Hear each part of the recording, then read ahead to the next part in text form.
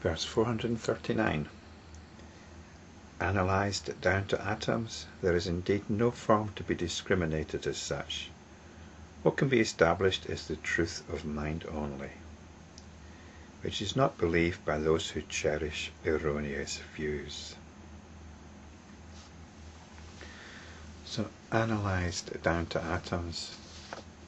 It's difficult not to think about this in terms of modern physics, the Large Hadron Collider and whatnot. But obviously this wasn't around at the time this was written. The Buddha wasn't thinking in terms of atom colliders and whatever. I'm going to just focus on the last part of this verse about the truth of mind only, which is not believed by those who cherish erroneous views. Because what's been expressed here is not a view. It's not an argument. What is being expressed is the result of what we could describe as an existential shift. It's about no longer seeing things from the same perspective that you used to see them. You're outside of conventional thinking.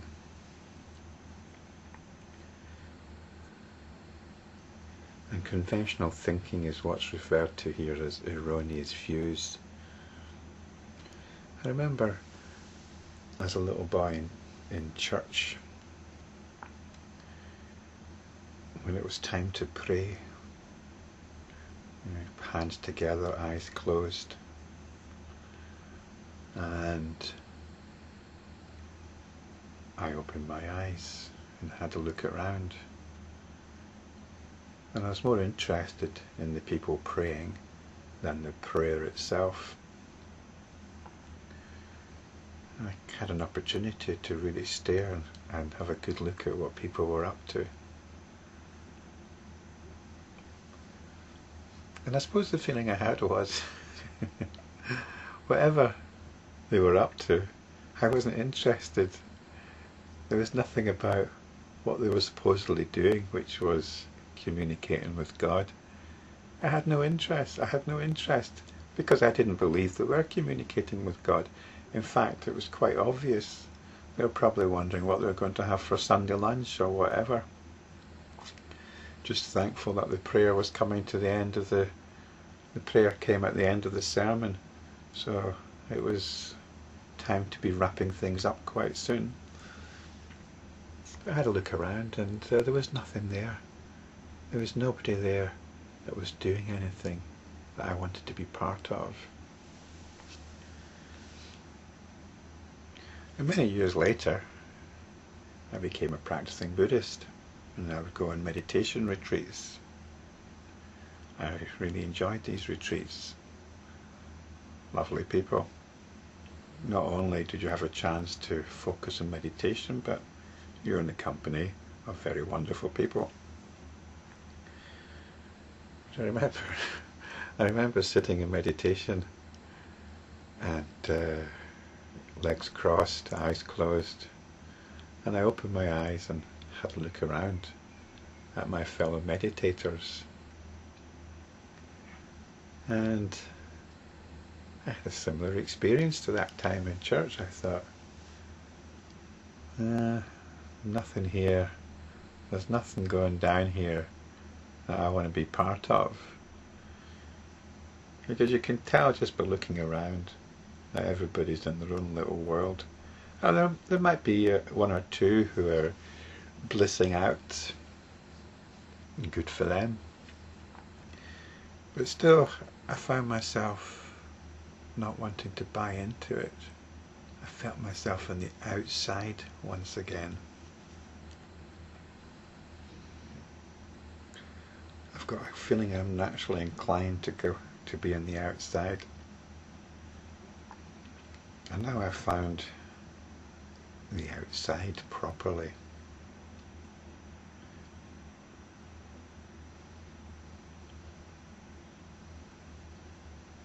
It's described here as mind only. In the first video I described Zen as a cosmic event. I described the reading of the Lankavatara Sutra as a cosmic event, although it's really the realization of its meaning, of what it's pointing to. So when mind only is touched, when it's realized, the attention comes to be naturally at rest. There isn't anything worth putting it out to. At some point, something will demand the attention. But when the attention is not being demanded to get on with something as part of our daily duties, then it can rest in itself. And this is what's being described here. No matter how you analyze it, there is nothing that the attention needs to discriminate. When you're practicing enlightenment, you're bringing the attention back home to pure awareness. You're giving up on all stories. And the idea that the world out there, the world of the senses, has some reality behind it, and here it's understood as some atomic reality, is seen as just another story. We don't need to literally analyze things down to their atoms, but we can see that there's not even an atom of interest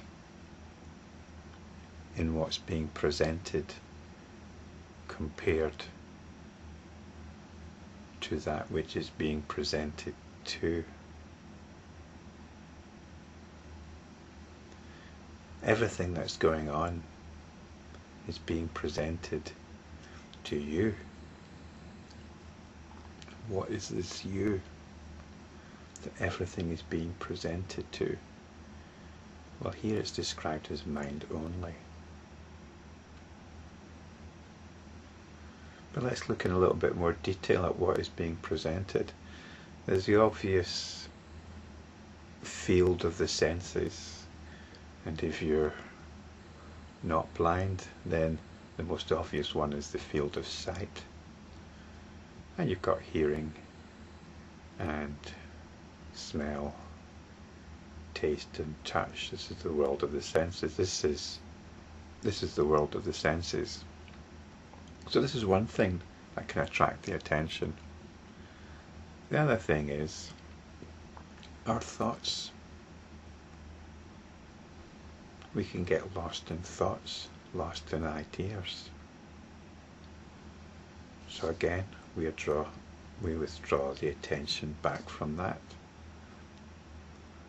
And there are also feelings, sensations in the body.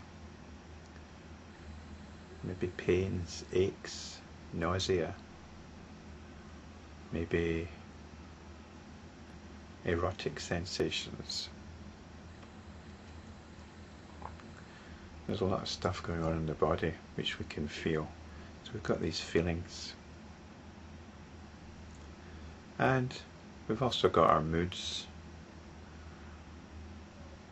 The moods are our emotions tied in with thoughts.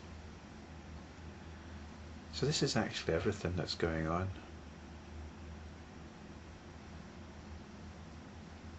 These are all the things that are forms which can be discriminated. This means that the attention goes to them and gets locked into some story about them. But when we're successfully practicing, when we are simply being in awareness, then there are no forms to be discriminated.